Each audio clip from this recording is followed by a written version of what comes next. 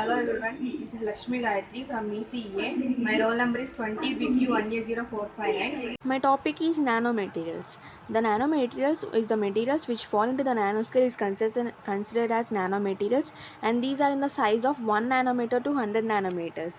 Let us discuss about the surface area characterization of nanomaterials. There are two types. One is TM and SEM. TM is the transmission electron microscopy, and SEM is the scanning electron microscopy. Let us discuss about the principle of transmission electron microscopy. The electrons which are transmitted to the specimen or sample will give the image of the specimen. Here, for example, if we take the following diagram, here we have considered as cathode ray gun, which is the source of highly energetic beam of electrons. The electron beams of two electrons is concentrated by a condenser lens. These concentrated beam of electrons are allowed to pass through a sample or a specimen, and after that the transmitted electrons from the sample are collected by the objective lens and guided towards the uh, fluorescent by using the projected lens. Here we have used projected lens, and the transmitted electrons will give the image of the specimen on the fluorescent screen. Here we have the image will form on the fluorescent screen.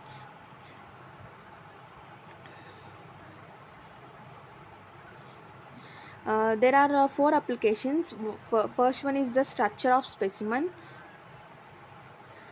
and the second one is the surface area of the specimen and chemical composition of the specimen and properties of the specimen. Uh, Let us go to the SEM, scanning electron microscopy. Here the principle is scattered electrons will give the image of the specimen. In the TEM, transmission electron microscopy, the electrons from the specimen or sample gives the image. Here the scattered electrons will give the image. Let us discuss by using diagram. Here we have used cathode ray gun, source for narrow beam of electrons, and the electrons from the cathode ray gun falls on the condenser lens uh, and allowed to pass through a objective lens. Here the electrons are passed through the objective lens, and these electrons are incident on the ample or specimen. The two types of electrons are ejected through scattered electrons, and here also the electron ejected to back scattered electrons. This is the scanner from the back electrons, and these scattered electrons are scanned and will give the 3D image. Here 3D image formed on the computer screen. This is the principle of a scanning electron microscopy, and here are the SEM applications.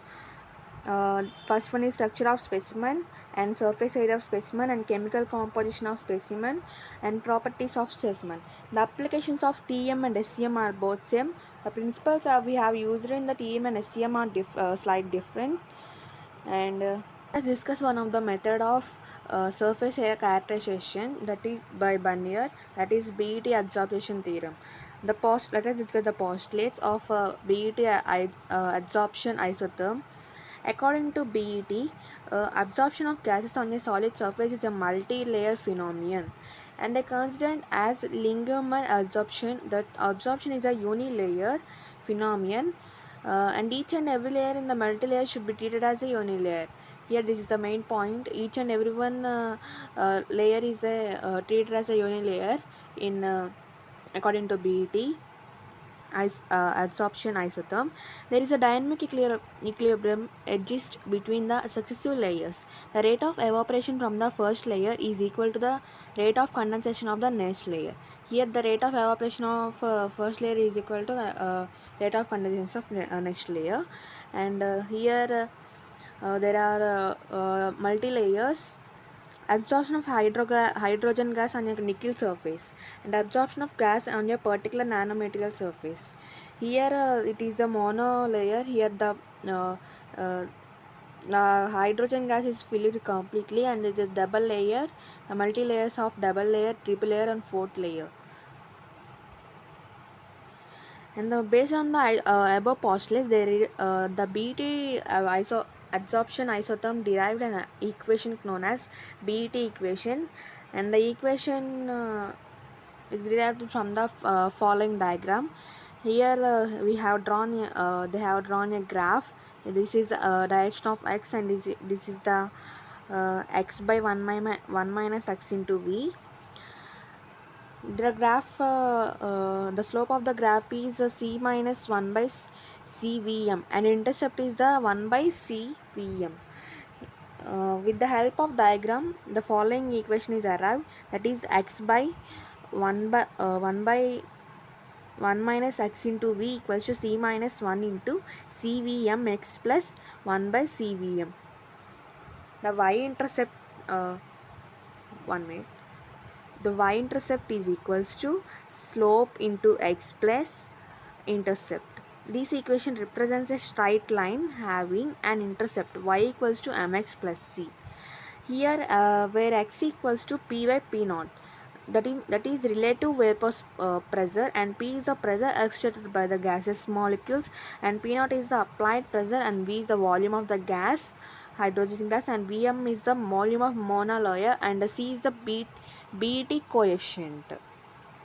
And from the above graph, the intercept is 1 by cvm, and the slope, and from equations of 1 and 2, the slope equals to c minus 1 into intercept, and uh, equating the c, then c equals to 1 plus slope by intercept.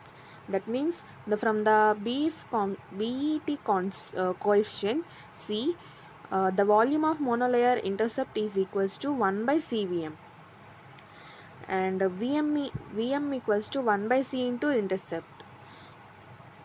And from the volume of a monolayer, the surface area of absorbent or nanomaterial, the BET surface area SBET equals to n into Vm into sigma m by Vm, where sigma m is the molecular cross-sectional area of absorption gas, and n is the Avogadro number, that is 6.023 into 10 power 23 molecules, and m is the mass of the absorptive gas, and v is the molecular gross volume of the absorptive gas at HTP.